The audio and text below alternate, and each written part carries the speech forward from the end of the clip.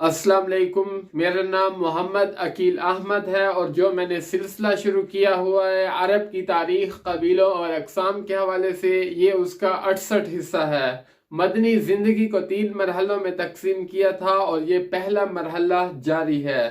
سلسلے کو آگے بڑھاتے ہوئے غزوہ بنو مستلق یا غزوہ مریسی، جنگی نقطۂ نظر سے یہ کوئی بھاری بھرکم غزوہ نہیں ہوا تھا، لیکن اس حیثیت سے اس کی بڑی اہمیت ہے کہ اس میں چند ایسے واقعات رونما ہوئے جس نے اسلامی معاشرے میں اضطراب اور ہلچل پیدا کر دی۔ ایک طرف منافقین کا پردہ فاش ہوا اور دوسری طرف تعزیری قوانین نازل ہوئے جس سے اسلامی معاشرے کو شرف اور عظمت اور پاکیزگی نفس کی ایک خاص شکل عطا ہوئی۔ بقول اہل سیر یہ غزوہ شعبان 5 ہجری یا 6 ہجری میں پیش آیا۔ نبی کریم صلی اللہ علیہ وسلم کو اطلاع ملی کہ بنو مستلق کے سردار حارث بن ابی ضرار جو ہے یہ اپنے رفقا اور کچھ عرب لوگوں کے ساتھ مسلمانوں پر حملہ کرنے کے لیے تیاری کر رہا ہے۔ تو نبی کریم صلی اللہ علیہ وسلم کو جیسے اطلاع ملی تو آپ نے حضرت بریدہ بن حصیب اسلمہ رضی اللہ تعالی عنہ کو بھیجا کہ وہ تحقیق کرے کیا واقعی ایسا ہی ہے۔ تو یہ صحابی وہاں پہ گئے اور وہاں پہ حارث سے بات چیت ہوئی، اور جب ان کو پتہ لگ گیا کہ واقعی ایسا ہی ہے تو آ کر نبی کریم صلی اللہ علیہ وسلم کو خبر دی۔ جب آپ صلی اللہ علیہ وسلم کو یقین آ گیا اس بات کا تو آپ نے صحابہ کرام کو حکم دیا کہ وہ جنگ کی تیاری کریں اور جلدی ہی روانہ ہو گئے 2 شعبان 5 یا 6 ہجری میں۔ اور اس غزوہ میں منافقین کی جماعت بھی شامل ہوئی، لیکن اس سے پہلے وہ کسی غزوہ میں شامل نہیں ہوئے تھے۔ اور مدینہ کا جو انتظام ہے وہ حضرت زید بن حارثہ رضی اللہ تعالی عنہ یا کہا جاتا ہے ابو ذر رضی اللہ تعالی عنہ یا نمیلہ بن عبداللہ لیثی رضی اللہ تعالی عنہ کو سونپا گیا۔ اور حارث بن ابی ضرار نے مسلمانوں کی خبر لانے کے لیے اپنا ایک جاسوس بھیجا تھا جس کو مسلمانوں نے گرفتار کر کے اسے قتل کر دیا۔ اور جب حارث بن ابی ضرار کو معلوم ہوا کہ اس کا جاسوس قتل ہو چکا ہے اور نبی کریم صلی اللہ علیہ وسلم صحابہ کرام کی جماعت لے کر جنگ کرنے کے لیے آ رہے ہیں، تو یہ خبر سنتے ہی جو اس کے رفقا اور جو عرب کے کچھ لوگ تھے وہ ادھر ادھر بھاگ گئے۔ جب نبی کریم صلی اللہ علیہ وسلم صحابہ کرام کے ساتھ مرصعی چشمے کے مقام پہ پہنچے تو وہ بھی پہنچ چکے تھے۔ انہوں نے صف بندی کی، ادھر سے صحابہ کرام نے صف بندی کی اور تیر چلائے، اور پھر اس کے بعد صحابہ کرام نے یکبارگی کے ساتھ حملہ کیا اور مشرکین کو شکست ہو گئی۔ اور اس کے بعد مسلمانوں نے عورتوں، بچوں اور اس کے علاوہ مویشیوں پر قبضہ کر لیا، اور مسلمانوں کا ایک آدمی شہید ہوا تھا جس کو ایک انصاری صحابی نے قتل کیا تھا۔ اس کی وجہ یہ تھی کہ انہوں نے اس کو دشمن کا آدمی سمجھ کے مار لیا تھا۔ یہ جو واقعہ ہے یہ اہل سیر کے نزدیک ہے، لیکن علامہ ابن قیم رحمۃ اللہ علیہ فرماتے ہیں کہ اس غزوہ میں سر سے لڑائی نہیں ہوئی تھی۔ نبی کریم صلی اللہ علیہ وسلم جب چشمہ مریسی تک پہنچے تو وہاں پہ چھاپا مارا اور وہاں پہ ان کی عورتیں، بچوں اور مویشیوں پر قبضہ کر لیا۔ اور صحیح بخاری میں بھی یہی واقعہ ہے کہ آپ صلی اللہ علیہ وسلم نے اس حال میں ان پہ چھاپا مارا کہ وہ غافل تھے۔ اور ان قیدیوں میں حضرت جویریہ رضی اللہ تعالی عنہ بھی تھی جو کہ حارث بن ابی ضرار کی بیٹی تھی، تو وہ حضرت ثابت بن قیس رضی اللہ تعالی عنہ کے حصے میں آئی تو انہوں نے ان کو مکاتب بنا لیا۔ مکاتب کا مطلب یہ ہوتا ہے کوئی غلام یا لونڈی اپنے آقا سے یہ بات طے کر لے کہ یہ قیمت ادا کر وہ آزاد ہو جائے گی، جب وہ قیمت مقررہ ادا کر دے تو وہ آزاد ہو جاتا ہے یا آزاد ہو جاتی ہے۔ تو نبی کریم صلی اللہ علیہ وسلم نے مقررہ قیمت ادا کر کے ان کو آزاد کر لیا اور اس کے بعد اس سے شادی کر لی۔ اور بعد میں مسلمانوں نے بنو مستلق کے 100 گھرانوں کو جو مسلمان ہو چکے تھے آزاد کر دیا اور کہا کہ یہ نبی کریم صلی اللہ علیہ وسلم کے سسرال ہے، اس لیے ہم نے ان کو آزاد کر دیا۔ اور اس غزوہ میں اسلامی لشکر کے علم بردار حضرت ابو بکر صدیق رضی اللہ تعالی عنہ تھے، اور انصار کے جو علم بردار تھے تھے وہ حضرت سعد بن عبادہ رضی اللہ تعالی عنہ تھے، جنہوں نے اپنا پرچم اٹھایا ہوا تھا۔ اور یہاں تک غزوہ بنو مستلق کے حالات تھے، اور اب ان واقعات کا ذکر ہوگا جو رئیس المنافقین عبداللہ بن ابی کی وجہ سے رونما ہوئے۔ سب سے پہلے عبداللہ بن ابی کا کچھ تذکرہ، اور ہم پہلے ذکر کر چکے ہیں کہ عبداللہ بن ابی یہ اسلام اور مسلمانوں سے عموماً اور رسول اللہ صلی اللہ علیہ وسلم سے خصوصاً بغض، عداوت اور کینہ رکھتا تھا۔ جب نبی کریم صلی اللہ علیہ وسلم مدینہ تشریف لے آئے تو اس وقت قبیلہ خزرج اور قبیلہ اوس کے لوگ جو ہے وہ عبداللہ بن ابی کو اپنا سردار مان چکے تھے اور متفق ہو چکے تھے، اور عبداللہ بن ابی کے لیے مونگوں کا تاج بھی تیار ہو چکا تھا۔ اب اس کو سرداری ملنے والی ہی تھی کہ نبی کریم صلی اللہ علیہ وسلم تشریف لے آئے تو آپ صلی اللہ علیہ وسلم توجہ کا مرکز بن گئے، اور سب لوگوں کی توجہ آپ صلی اللہ علیہ وسلم کی طرف ہو گئی۔ تو اس کے بعد عبداللہ بن ابی جو ہے یہ سردار نہیں بن سکا، تو اس وجہ سے نبی کریم صلی اللہ علیہ وسلم سے دشمنی کرنے لگا۔ وہ یہ سمجھتا تھا کہ اس کی جو تاج پوشی ہے، جو سرداری ہے، بادشاہت ہے، وہ نبی کریم صلی اللہ علیہ وسلم نے چھین لی۔ تو اس وقت سے یہ نبی کریم صلی اللہ علیہ وسلم سے بغض اور کینہ رکھتا تھا، اور دشمنی کا کوئی ایسا موقع جو مل جاتا وہ اسے ضائع نہیں جانے دیتا۔ ابھی اس نے اسلام کا اظہار نہیں کیا تھا، نبی کریم صلی اللہ علیہ وسلم گدھے پر سوار ہو کے حضرت سعد بن عبادہ رضی اللہ تعالی عنہ کی عیادت کرنے کے لیے جا رہے تھے کہ راستے میں عبداللہ بن ابی کی محفل لگی ہوئی تھی۔ تو گدھے کے چلنے سے جو غبار اڑا تو اس نے ناک پر کپڑا ڈال دیا اور کہا کہ ہم پر غبار نہ اڑاؤ، اور نبی کریم صلی اللہ علیہ وسلم اس کی محفل میں گئے اور قرآن مجید سنایا تو اس نے کہا کہ آپ اپنے گھر جائیے، اپنے گھر میں قرآن سنائیے، ہماری محفل میں ہمیں قرآن مجید سنا سنا کر تنگ نہ کریں۔ یہ اظہار اسلام سے پہلے کی بات ہے، جب غزوہ بدر میں مسلمانوں نے شاندار فتح حاصل کی اور مشرکین کو بدترین شکست ہوئی، تو اس کے بعد اس نے ظاہراً اسلام کو قبول کر لیا، کیونکہ مال غنیمت اور فوائد حاصل کرنے کے لیے اس نے یہ اسلام کا اظہار کیا تھا۔ اور اس کے علاوہ جب بھی کوئی موقع ملتا یہ ہاتھ سے نہیں جانے دیتا مسلمانوں کے خلاف۔ بنو قینقاع کے ساتھ یہ مل گیا، اور جب غزوہ احد ہونے جا رہی تھی تو اس وقت اس نے انتشار پیدا کر لیا مسلمانوں کی صفوں میں، اور اپنے جو منافقانہ کردار ہے وہ ادا کیا، اور جب بھی اس کو موقع ملتا وہ اس کو ضائع نہیں جانے دیتا مسلمانوں کو تنگ کرنے کے لیے یا ان کو نقصان پہنچانے کے لیے۔ اور اس کے مکر و فریب کا یہ عالم تھا کہ نبی کریم صلی اللہ علیہ وسلم جب خطبہ جمعہ دیتے اس سے پہلے یہ کھڑا ہو جاتا اور اعلان کرتا کہ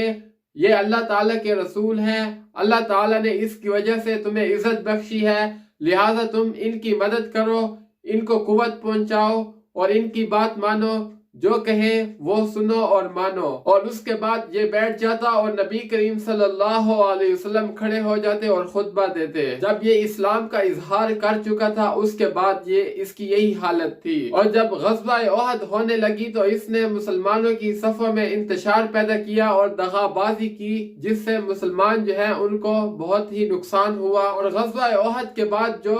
پھر جمعہ آیا اس کے بعد یہ پھر وہی کھڑا ہو گیا، ڈٹھائی کی حد یہ تھی، اور پھر وہی باتیں دہرانے لگا۔ تو لوگوں نے کہا کہ اے اللہ کے دشمن بیٹھ جاؤ، اور اس کے کپڑے کھینچنے لگے، لیکن یہ پھر بھی کھڑا رہا۔ جب تنگ ہوا تو اس کے بعد یہ باہر نکل گیا اور کہتا جا رہا تھا کہ جب تائید کرو انصاف کی تو باہر نکال دیتے ہیں۔ جب عبداللہ بن ابی جا رہا تھا تو اتفاق سے کوئی انصاری صحابی دروازے پہ کھڑے تھے، انہوں نے کہا تیری بربادی ہو، جا واپس نبی کریم صلی اللہ علیہ وسلم کے پاس تاکہ وہ تمہارے لیے مغفرت کی دعا کریں۔ تو اس نے کہا کہ خدا کی قسم میں نہیں چاہتا کہ وہ میرے لیے مغفرت کی دعا کریں۔ اور اس کے علاوہ عبداللہ بن ابی نے بنو نذیر کے ساتھ رابطہ قائم کیا ہوا تھا مسلمانوں کو نقصان پہنچانے کے لیے جب جنگ کا وقت تھا۔ اور اس کے علاوہ جب غزوہ خندق ہو رہا تھا تو اس وقت بھی یہ اور اس کے رفقا مسلمانوں کو تنگ کر رہے تھے، ان کی صفوں میں کھلبلی مچا رہے تھے اور فساد برپا کر رہے تھے اور مسلمانوں کو کمزور کرنے کی کوشش کی، جس کو اللہ تعالیٰ نے سورۃ الاحزاب میں چند آیات میں ذکر فرمایا۔ وَإِذْ يَقُولُ الْمُنَافِقُونَ وَالَّذِينَ فِي قُلُوبِهِم مَّرَضٌ مَّا وَعَدَنَا اللَّهُ وَرَسُولُهُ إِلَّا غُرُورًا، اور منافقین نے مسلمانوں کو شکست دینے کے لیے یہود کا ساتھ دیا، مشرکین کا ساتھ دیا، لیکن کوئی کامیاب نہیں ہو سکا۔ یہود، منافقین اور مشرکین، اس کے علاوہ وہ جو دشمن اسلام تھے، جتنے بھی تھے، سب کو یہ معلوم ہو چکا تھا، یہ بات وہ جانتے تھے کہ مسلمانوں کا غلبے کا سبب لشکر، تعداد اور ہتھیار نہیں ہے، بلکہ خدا پرستی ہے اور اخلاقی قدریں ہیں، اور نبی کریم صلی اللہ علیہ وسلم کی ذات مبارک سے جو ان کو فیض مل رہا ہے، یہ سب اس کے سبب ہے۔ اور ان کو یہ بھی معلوم ہو چکا ہے کہ وہ مسلمانوں کو تلوار اور ان چیزوں سے شکست نہیں دے سکتے، تو اس لیے انہوں نے پروپیگنڈے کا جو سلسلہ ہے وہ شروع کیا، اور غالباً اس کا ایک بڑے پیمانے پہ منصوبہ بنایا، اور انہوں نے مسلمان کی جو اخلاقی قدریں ہیں ان پر اٹیک کرنا، ان کو نشانہ بنانے کی کوشش کی، اور ان کا پہلا جو نشانہ تھے وہ نبی کریم صلی اللہ علیہ وسلم کی ذات مبارک تھی، کیونکہ منافقین وہ لوگ تھے جو مدینہ میں رہتے تھے اور مسلمانوں سے مل سکتے تھے، اور کوئی بھی وقت مسلمانوں کے ساتھ بات چیت کر سکتے تھے، وہاں پہ رہ رہے تھے، اس لیے ان کے لیے مسلمانوں کو ورغلانا اور ان میں کوئی فتنہ برپا کرنا ان کے لیے بہت آسان تھا۔ اور ان کے پروپیگنڈے کا صحیح علم اس وقت ہوا جب حضرت زید بن حارثہ رضی اللہ تعالی عنہ نے حضرت زینب رضی اللہ تعالی عنہ کو طلاق دی، اور پھر اس کے بعد نبی کریم صلی اللہ علیہ وسلم نے حضرت زینب سے نکاح کیا، اور اس وقت عرب کے دستور کے مطابق جو متبنہ یعنی منہ بولا بیٹا لے پالک اس کو حقیقی بیٹے کی طرح سمجھتے تھے، اور اس بیٹے کی جو بیوی ہوتی تھی اسے حقیقی بیٹا اور اس سے حقیقی بیٹے کی بیوی کی طرح ہی سمجھتے تھے، جو کہ عرب کے دستور کے خلاف تھا اور سخت گناہ تھا۔ تو اس وقت منافقین کے ہاتھ دو کمزور پہلو آئے جس پر انہوں نے خوب پروپیگنڈا کیا۔ ایک یہ کہ جب نبی کریم صلی اللہ علیہ وسلم نے حضرت زینب رضی اللہ تعالی عنہ سے نکاح کیا تو یہ آپ کی 5ویں بیوی تھی، حالانکہ قرآن مجید میں 4 کا ذکر ہے، اس سے زیادہ کی اجازت نہیں، تو اس لیے یہ کیسے صحیح ہو سکتا ہے؟ ایک پروپیگنڈا ان کا یہ تھا، اور دوسرا وہ متبنہ کو حقیقی بیٹے کی طرح سمجھتے تھے، اور جو اس کی بیوی ہوتی تھی حقیقی بیٹے کی بیوی سمجھتے تھے، تو اس لیے انہوں نے طرح طرح کی باتیں شروع کر دی اور مختلف پروپیگنڈا کیے، اور اس طرح کے افسانے اور کہانیاں بنانا شروع کر دی۔ نعوذ باللہ یہ کہا کہ نبی کریم صلی اللہ علیہ وسلم نے حضرت زینب رضی اللہ تعالی عنہ کو بغیر پردے کے دیکھا تو ان کے حسن کی وجہ سے ان پر نکد دل دے بیٹھے، اور جب ان کے صاحبزادے کو معلوم ہوا تو انہوں نے ان کو اجازت دے دی اور ان کے لیے اپنی بیوی جو ہے اس کی راہ کھول دی۔ اس طرح کے افسانے اور پروپیگنڈے انہوں نے شروع کر دیے اور اتنا پھیلائے کہ جس سے عام مسلمان جو ہیں وہ متاثر ہوئے، اور انہوں نے اس پروپیگنڈا کو اتنا پھیلایا کہ جس کے اثرات آج بھی حدیث کی کتب میں اور تفاسیر میں موجود ہیں، اور عام مسلمان جو ہیں وہ بہت متاثر ہوئے ان کے پروپیگنڈا سے۔ اس کا اندازہ اسی سے ہی لگایا جا سکتا ہے کہ اللہ تعالیٰ نے سورۃ الاحزاب کی جو پہلی آیت نازل کی وہ اسی کے بارے میں تھی، یا ایہا النبی اتق اللہ ولا تطع الکافرین والمنافقین ان اللہ کان علیما حکیما، کہ اے نبی اللہ سے ڈرو اور کافرین اور منافقین سے نہ دبو، بے شک اللہ تعالی جاننے والا ہے، حکمت والا ہے۔ اولا يرون انهم يفتنون في كل عام مرة او مرتين ثم لا يتوبون ولا هم يذكرون، کہ وہ دیکھتے نہیں کہ وہ ہر سال فتنے میں ڈالے جاتے ہیں، 1 مرتبہ یا 2 مرتبہ، پھر نہ وہ توبہ کرتے ہیں نہ وہ نصیحت پکڑتے ہیں۔ اور غزوہ بنو مستلق میں مسلمانوں کی جماعت میں منافقین بھی موجود تھے۔ اللہ تعالیٰ کا ارشاد ہے لو خرجوا فیکم ما زادوکم الا خبالا ولعوزعوا خلالکم یبغونکم الفتنہ، کہ اگر وہ تمہارے اندر نکلتے تو فساد ہی سے تمہیں دوچار کرتے اور فتنے کی تلاش میں تمہارے اندر تگ و دو کرتے۔ چنانچہ اس غزوہ میں منافقین کو مسلمانوں کے خلاف بھڑاس نکالنے کے لیے دو موقع ہاتھ آئے اور نبی کریم صلی اللہ علیہ وسلم کی ذات گرامی کے بارے میں پروپاگنڈا کیا۔ اور پہلا واقعہ یہ ہے کہ دو صحابی، ایک مزدور جو پانی بھر رہا تھا حضرت عمر رضی اللہ تعالی عنہ کا تھا، اور ایک انصار میں سے تھا، وہ پانی بھر رہے تھے کہ وہاں مرصعی چشمے پہ، یعنی کہ غزوہ بنو مستلق ختم ہو جانے کے بعد ابھی چشمے پہ ہی موجود تھے، پانی بھر رہے تھے کہ ان کا آپس میں جھگڑا ہو گیا۔ اور جیسے ہی جھگڑا ہوا تو انصار نے یہ کہا یا معاشر الانصار، کہ انصار مدد کو آؤ، اور جو دوسرے مہاجر صحابی تھے انہوں نے کہا کہ یا معاشر المہاجرین، کہ مدد کو آؤ۔ تو جب وہ سب لوگ پہنچے تو آپ صلی اللہ علیہ وسلم بھی وہاں پہنچ گئے، اور آپ نے فرمایا ابھی میں آپ کے اندر موجود ہوں، اور آپ کو جاہلیت کی پکار نے پکارا، اور آپ نے فرمایا کہ اس بدبودار چیزوں سے دور ہو جاؤ۔ اور جب اس واقعے کی خبر عبداللہ بن ابی جو منافق تھا اس کو معلوم ہوئی تو اس نے کیا واقعی ایسا ہی ہوا ہے، اور اس طرح کی باتیں شروع کر دی کہ جن کو ہم نے مدینہ میں جگہ دی ہے وہ ہمارے حریف اور ہمارے مد مقابل آ گئے ہیں۔ یہ تو وہی بات ہو گئی کہ کوئی مالک اپنے کتے کو پالتا ہے، اسے کھلاتا پلاتا ہے، موٹا تازہ کرتا ہے، اور پھر وہ کتا اسی کو پھاڑتا ہے۔ اس طرح کی باتیں کی، اور ساتھ یہ کہا کہ واپس مدینہ جا کر خدا کی قسم معزز ترین آدمی، ذلیل ترین آدمی کو باہر نکال کرے گا۔ جب یہ اس ٹائم لوگوں کو خطاب کر رہا تھا تو ان میں نوجوان صحابی حضرت زید بن ارقم رضی اللہ تعالی عنہ موجود تھے۔ انہوں نے یہ بات اپنے چچا کو بتائی، اور ان کے چچا نے نبی کریم صلی اللہ علیہ وسلم کو یہ بات بتائی، اور وہاں پہ حضرت عمر رضی اللہ تعالی عنہ موجود تھے۔ تو حضرت عمر نے نبی کریم صلی اللہ علیہ وسلم نے فرمایا کہ اے اللہ کے نبی،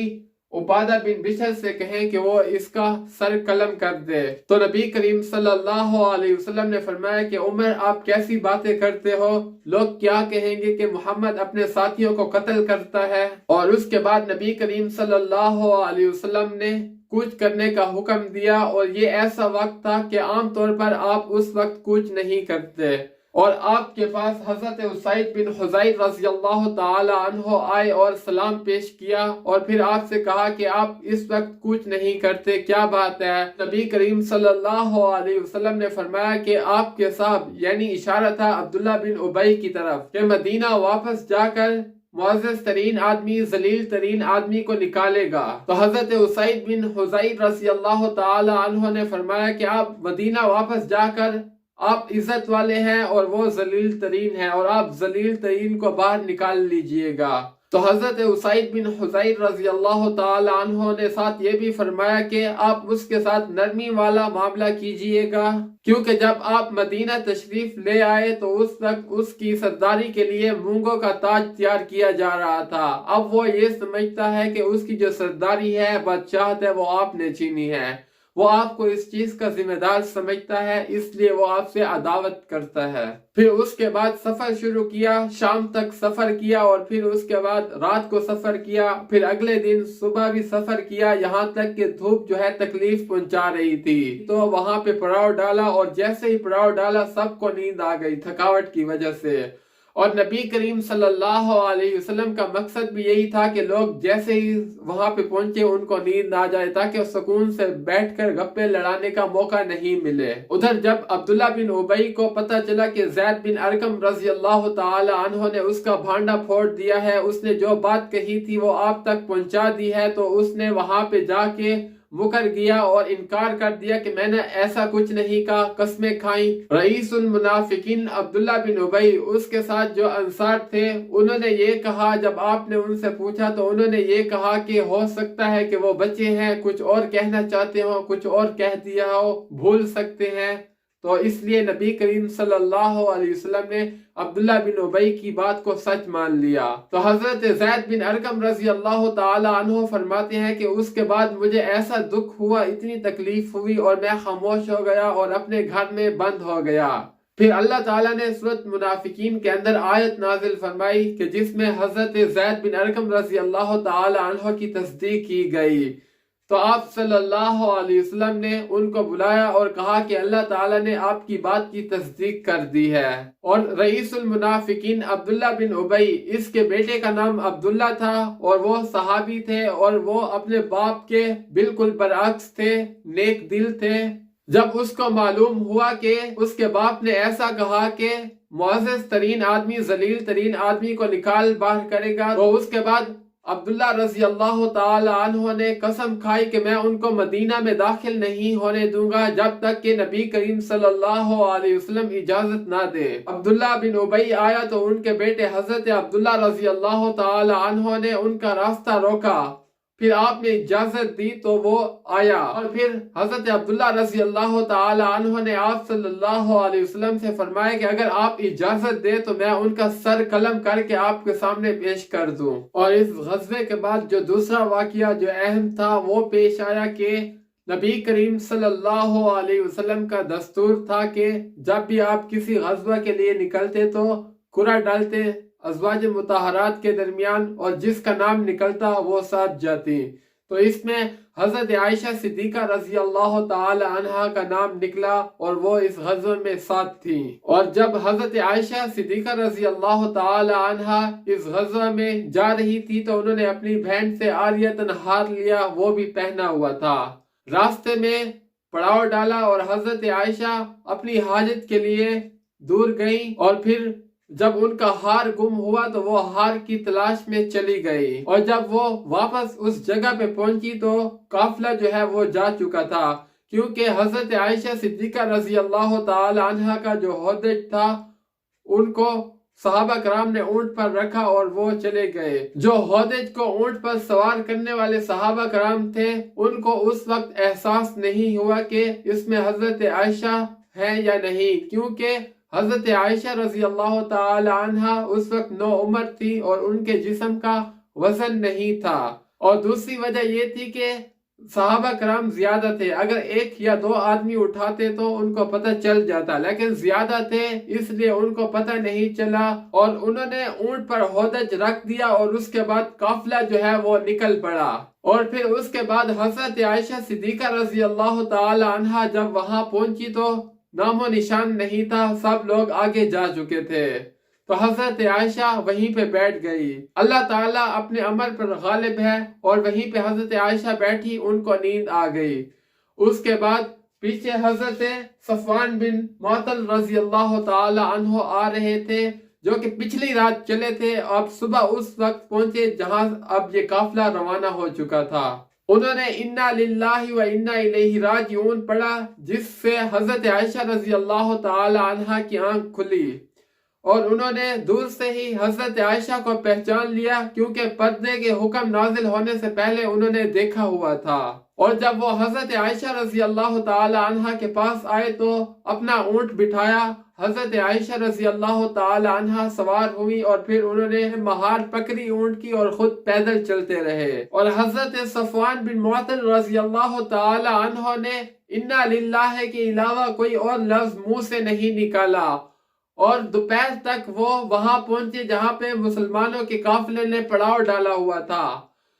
جب لوگوں نے آتے ہوئے دیکھا، اور خاص طور پہ اللہ کے دشمن منافقین عبداللہ بن ابی نے، اور وہیں سے انہوں نے تانے بانے بننا شروع کر دیے اور باتیں کرتے ہوئے یہاں تک کہ حضرت عائشہ صدیقہ رضی اللہ تعالی عنہا پر بدکاری کی تہمت لگائی اور تانے بانے بنائے اور قصے کہانیاں گھڑ کے ایسی باتیں پھیلائی اور پروپاگنڈا کیا اس کا، اور مدینہ میں جا کر اس کا بھرپور پروپاگنڈا کیا، اور ایک لمبے وقت تک وہی نازل نہیں ہوئی تھی۔ تو نبی کریم صلی اللہ علیہ وسلم نے خاص صحابہ سے مشورہ کیا، حضرت عائشہ رضی اللہ تعالی عنہا سے علیحدگی کا۔ حضرت علی رضی اللہ تعالی عنہ نے مشورہ دیا کہ آپ کسی اور سے نکاح کر لیں اور ان سے علیحدگی اختیار کر لیں، اور حضرت اسامہ رضی اللہ تعالی عنہ نے یہ فرمایا کہ آپ دشمن کی باتوں کی پرواہ نہ کریں، حضرت عائشہ کو اپنی زوجیت میں رکھیے اور ان سے علیحدگی اختیار نہ کریے۔ اور آپ صلی اللہ علیہ وسلم منبر پر تشریف لے آئے اور صحابہ کرام سے فرمایا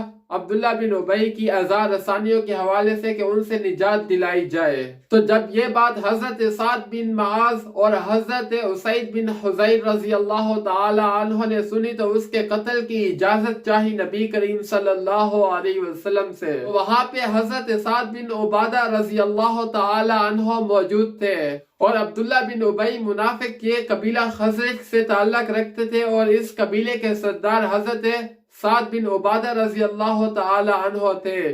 جب یہ بات انہوں نے سنی تو ان پر قبیلے کی حمیت چھا گئی اور انہوں نے لڑائی جھگڑا شروع کر دیا، اور دونوں حضرات کے درمیان ترش کلامی ہو گئی اور بات جھگڑے کے قریب ہو گئی۔ تو نبی کریم صلی اللہ علیہ وسلم نے بڑی مشکل سے ان کو خاموش کرایا اور لڑائی کو بند کیا۔ اور ادھر دوسری طرف حضرت عائشہ رضی اللہ تعالی عنہا کو تہمت کے بارے میں بالکل معلوم نہیں تھا،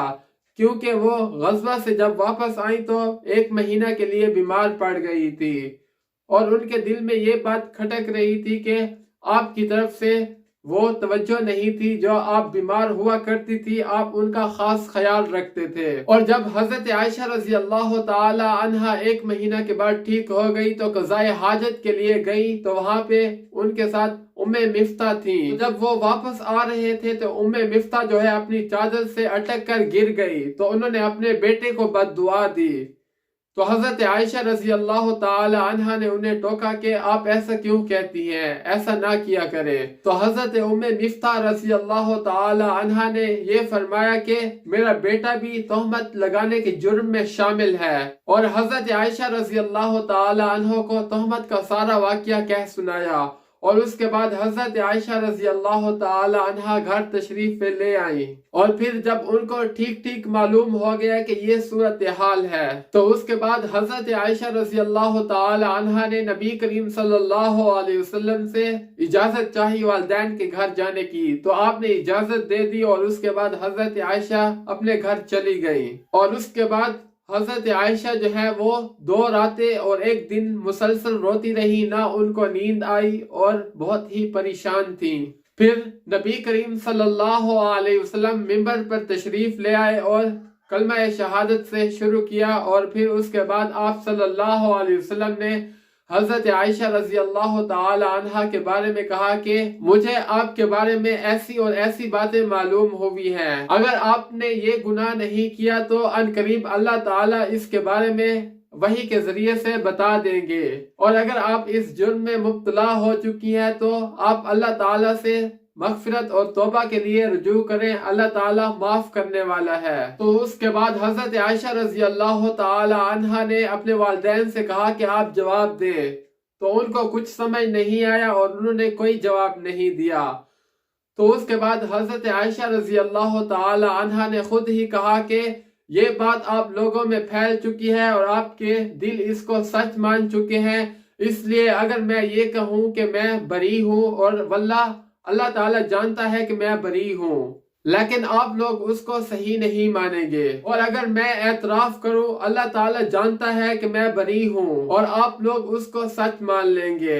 اس لیے میں وہی بات کہوں گی جو حضرت یوسف علیہ السلام کے والد نے کہا، فَصَبْرٌ جَمِيلٌ وَاللَّهُ الْمُسْتَعَانُ عَلَى مَا تَصِفُونَ۔ اور اس کے بعد حضرت عائشہ صدیقہ رضی اللہ تعالی عنہا چلی گئی اور دوسری طرف لیٹ گئیں۔ نبی کریم صلی اللہ علیہ وسلم وہی موجود تھے کہ وہی نازل ہو گئی، اور آپ صلی اللہ علیہ وسلم وہی کی سختی سے جب فارغ ہوئے تو اس کے بعد آپ صلی اللہ علیہ وسلم مسکرا رہے تھے اور خوشخبری دی حضرت عائشہ رضی اللہ تعالی عنہا کی برات کی۔ تو حضرت عائشہ کی والدہ خوشی سے بول پڑی کہ اٹھو اور آپ صلی اللہ علیہ وسلم کا شکریہ ادا کرو۔ تو اس پر حضرت عائشہ صدیقہ رضی اللہ تعالی عنہ نے فرمایا کہ میں صرف اللہ تعالیٰ کی حمد و ثنا کروں گی اور اسی کا شکر ادا کروں گی،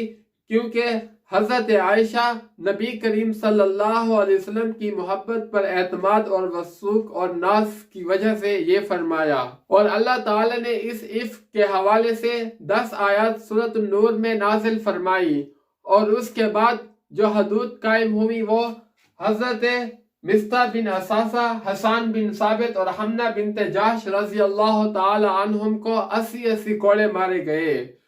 اور جو پروپیگنڈا جس نے کیا تھا، جو سربراہ تھا عبداللہ بن ابی، وہ اس تعزیر، اس سزا سے بچ گیا، کیونکہ جو اللہ تعالیٰ کی طرف سے حدود قائم کی جاتی ہے یہ اخروی سزا کی تخفیف اور اس سے بچنے کے لیے کی جاتی ہے، اور عبداللہ بن ابی کو سخت سزا آخرت میں ہونی تھی، اس لیے اس کی پیٹھ بچ گئی۔ لیکن حافظ ابن حجر نے امام حاکم کی ایک روایت نقل کی ہے کہ عبداللہ بن ابی کو بھی کوڑے مارے گئے، اس پر بھی حد جاری کی گئی، اور 1 مہینے کے بعد مدینہ کی جو فضا ہے شک و شبہات، اضطراب اور قلق سے پاک اور صاف ہو گئی، اور عبداللہ بن ابی ذلیل اور رسوا ہو گیا۔ اب اس کے جو قریبی لوگ تھے وہ بھی اسے سخت سست، اور کوئی بھی گڑبڑ کرتا تو جو اس کے اپنے قریبی لوگ تھے وہ بھی اس کے مخالف ہو جاتے اور اسے سخت سست کہتے۔ یہ کیفیت دیکھتے ہوئے نبی کریم صلی اللہ علیہ وسلم نے حضرت عمر رضی اللہ تعالی عنہ نے کہا، اگر تم اس دن قتل اس کو کر دیتے جس دن تم نے اجازت چاہی مجھ سے، تو لوگ خلاف کھڑے ہو جاتے، لیکن اب جب اس کے ہمدرد لوگ ہیں ان کو بھی کہا جائے کہ اس کو قتل کر دو تو وہ بھی اس کو قتل کر دیں گے۔ تو اس پر حضرت عمر رضی اللہ تعالی عنہ نے فرمایا کہ مجھے خوب سمجھ آ گئی ہے، واقعی آپ کا معاملہ زیادہ بابرکت ہے میرے معاملے سے۔ بقیہ حصہ انشاءاللہ نیکسٹ ویڈیو میں۔ آپ دوستوں سے ریکویسٹ ہے میرے چینل کو لائک کریں، سبسکرائب کریں، شیئر کریں، کومنٹس میں اپنی رائے کا اظہار کیا کریں۔ تب تک کے لیے اللہ نگہبان، اللہ حافظ، السلام علیکم ورحمۃ اللہ۔